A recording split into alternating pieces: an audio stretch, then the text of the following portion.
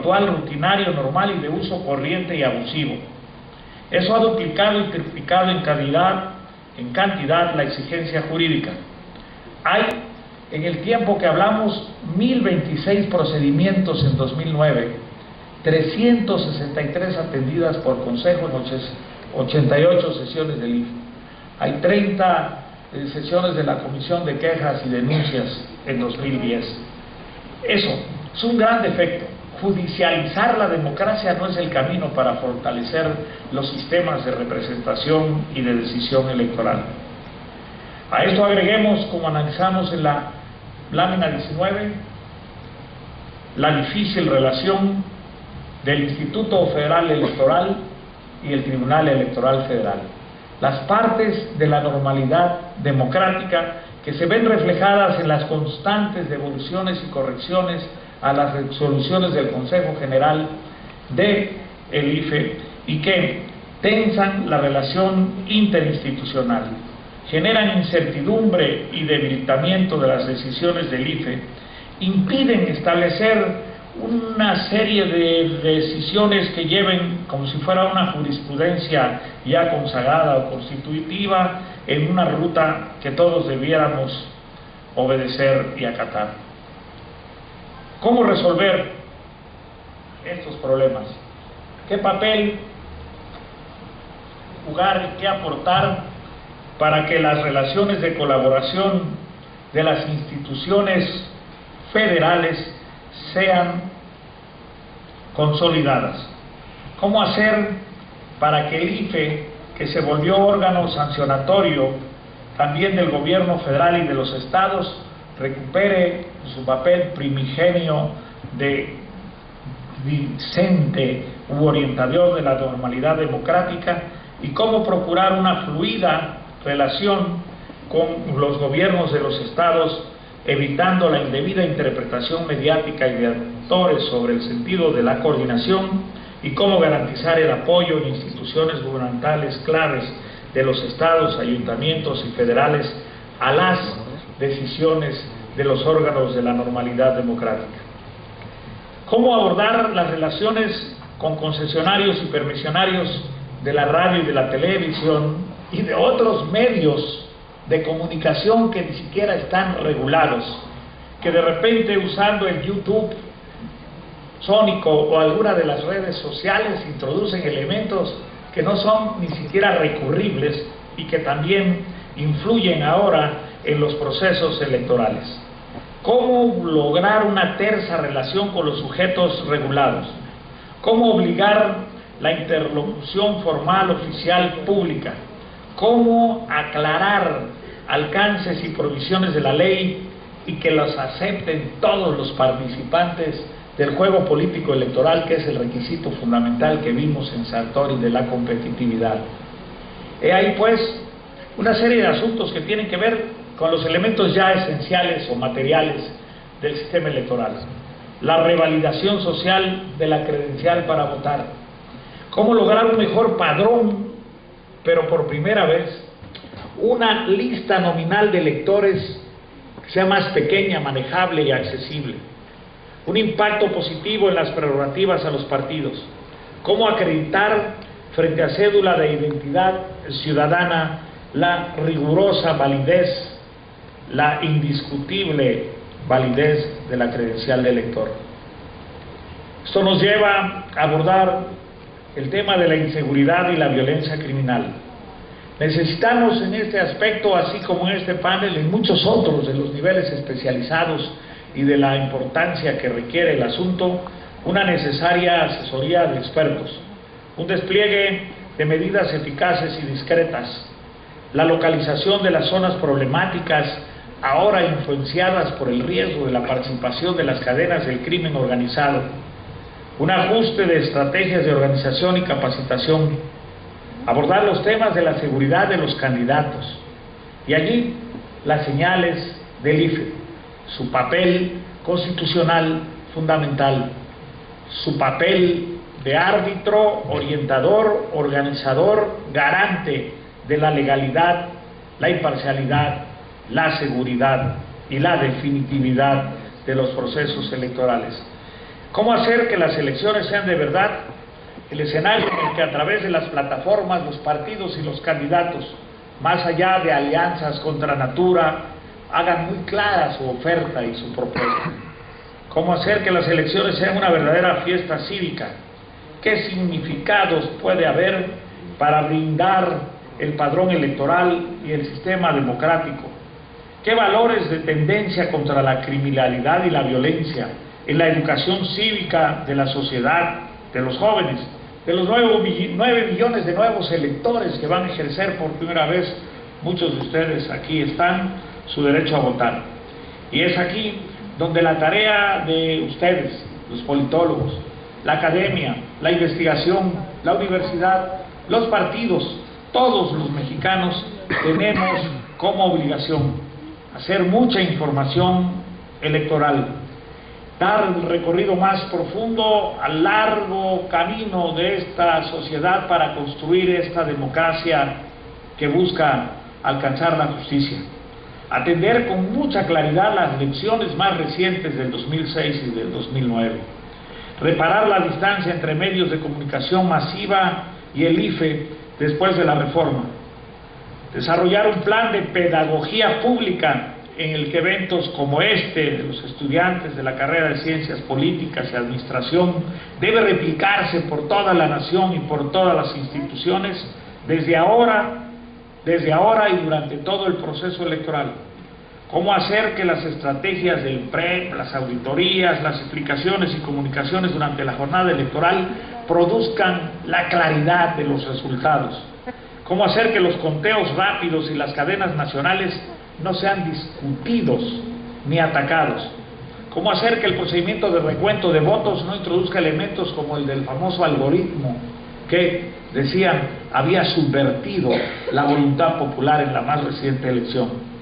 He aquí por qué la tesis fundamental de esta disertación con que he venido a acompañarlos hace la invocación a la Cámara del Congreso, a las cámaras del Congreso, para ir de manera urgente a una reforma legal, porque la probable multiplicación de las exigencias del recuento, porque la obligada reforma reglamentaria, porque el asomo de las campañas sucias, porque el uso de los recursos públicos están como una ominosa sombra que pareciera amenazar a la democracia mexicana, ondeando en el medio de tribulaciones asociadas a la ineficaz lucha contra la violencia generada por el crimen organizado y a otras dolencias del empleo y la desesperanza. Es ahora o nunca, cuando las cámaras deben ir a propiciar las reformas que garanticen que este sistema electoral que tanto ha costado construir, con sus deficiencias y con sus fortalezas, nos garantice que México siga adelante. Eso es cuanto.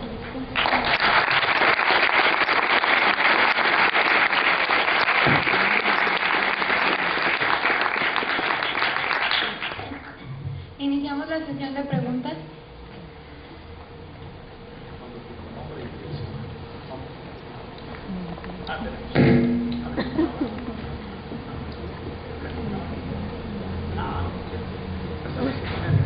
Adelante, si nos dices tu nombre y escuela. Claro que sí, buenas tardes, mi nombre es Virna Fausto y vengo de la Escuela Univar de Autlán, Jalisco. Con todo respeto también para usted, licenciado Fidel Herrera, yo ahorita quiero hablar con usted como una ciudadana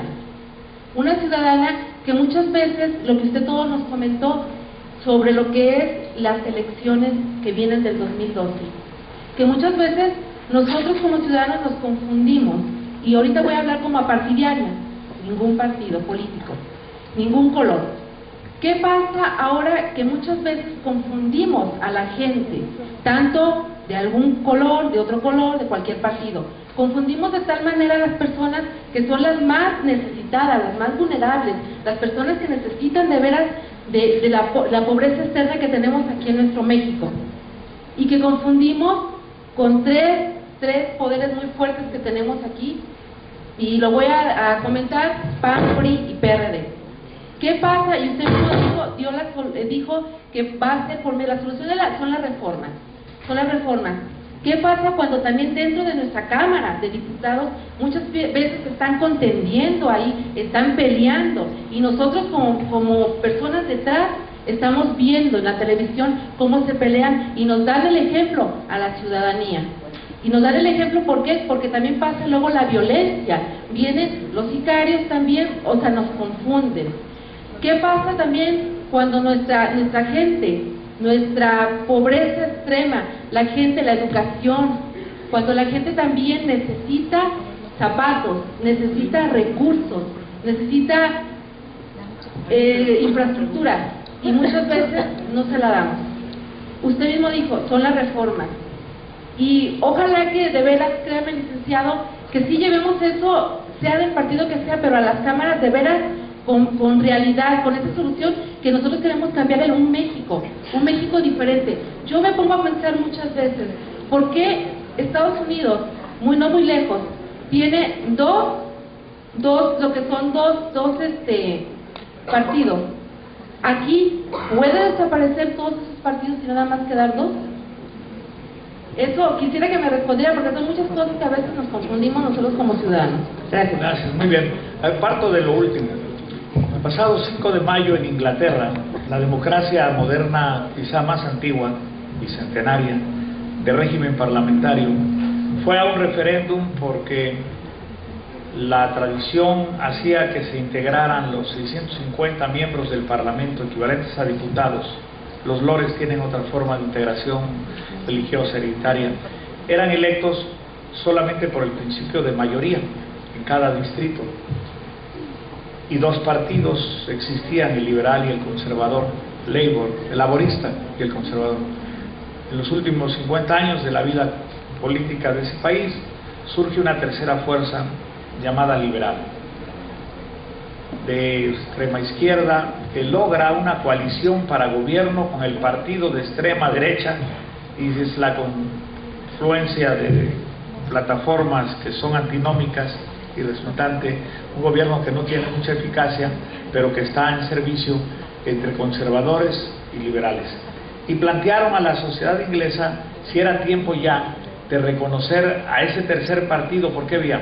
Por la vía de la representación proporcional, porque hay allí un fenómeno muy raro. Ese partido saca el 20% de los votos, pero con ese 20% de los votos, como es por mayoría en cada distrito, solo alcanza 5 distritos. Y si fuese por representación proporcional, el 20% de una cámara de 650 le daría 150 diputados. Los ingleses, sin embargo, votaron no, se quedan como están, y así serán las circunstancias que han. Los regímenes políticos bipartidarios son de sistema presidencial. La democracia norteamericana desde sus orígenes ha sido así, republicanos y demócratas. Pero justamente lo que venimos de estudiar en México, las reformas políticas, han sido para reconocer a otras fuerzas distintas de las que en cada etapa del desarrollo de nuestra historia se han expresado ideológicamente, independentistas y realistas, cuando éramos luchadores por la independencia de México, después liberales y conservadores con Juárez, quizá luego revolucionarios y contrarrevolucionarios, liberales y conservadores, pero la voluntad de los mexicanos es por la pluralidad. Y justamente una de las reformas electorales sobre las cuales no fui muy a fondo, la del presidente López Portillo y don Jesús Reyes Heroles, tiene por objeto en 7-7 buscar que estas expresiones de guerrilla que existían en Guerrero, Lucio, Cabañas, Genaro y otros más, pudieran tener, junto con muchos otros movimientos revolucionarios que existían, ligas y todos, una vía política distinta de la violenta para encontrar reivindicaciones sociales, y se forman asociaciones políticas que abrió el sistema electoral y otros partidos políticos. Hay en la actualidad, en sociedades como la nuestra, también muchas expresiones que no solo tienen que ver con la búsqueda del poder, sino tienen que ver con la defensa del agua, los árboles, los jóvenes. Allí el Partido Verde, otras que tienen que ver con expresiones de calidad educativa y de defensa de la familia y otros valores, como el Partido Nueva Alianza, y así muchos otros. De manera que hablar en un país de libertades tan profundas, de estas libertades de la tercera generación que tienen que ver con derechos humanos, con preferencias, no discriminación, integración de grupos indígenas, de reconocimiento a las preferencias sexuales, etcétera, etcétera, pues es muy difícil constreñir a un sistema bipartidista, nuestro sistema electoral, aunque muchas expresiones parecieran a veces centrar en las dos grandes fuerzas, lo real es que allí están todas estas otras expresiones y están consagradas, constituidas y reciben financiamiento público y son muy respetables. Yo diría, eso ha funcionado para México y obedecen también a expresiones de minorías que son tan respetables como las mayorías. Por allí creo que debemos profundizar y respetar y ampliar. Y por eso yo vi con simpatía que la Suprema Corte de Justicia diera entrada y apoyara, creo yo, porque así lo hará en su sentencia, la controversia constitucional que integrantes de la Asamblea Legislativa del Distrito Federal incoaron en contra de la iniciativa del jefe del gobierno del Distrito Federal para aumentar los requisitos en la formación de nuevos partidos políticos y eliminar prácticamente de la lucha política otras formaciones en la gran Ciudad de México. Yo veo bien que eso se consolide, tiene sus costos, pero implica una contribución muy importante para el bien social, distinto de las cadenas del crimen organizado, abominables, aborrecibles, execrables. Es un daño social que hay que señalar y hay que evitar que puedan contaminar en cualquiera de sus expresiones a la lucha política electoral.